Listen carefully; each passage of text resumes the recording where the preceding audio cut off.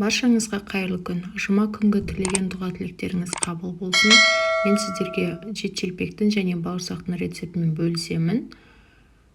Алдымен бізге 250 грамм жылы сүтке 250 грамм жылы суымызды құйып, 1 шай қасық тұзымызды, 1 шай қасық қант және 1 ас қасық дрожж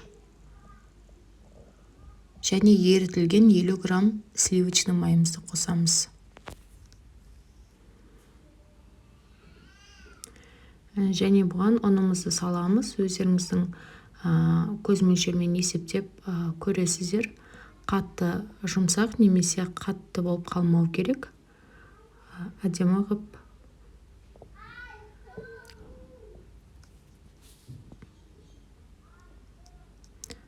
қамырымызды елеп қоямыз.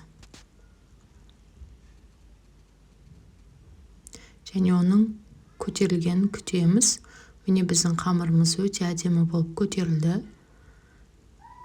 Енді күлшелерімізді жайып аламыз.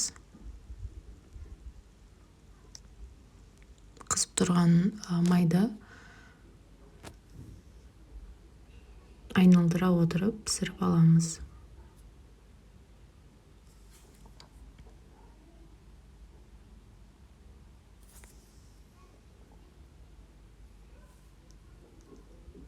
Міне біздің жет-желпектеріміз дайын. Яғни мен бұл жерде 2 жеті пісірдім.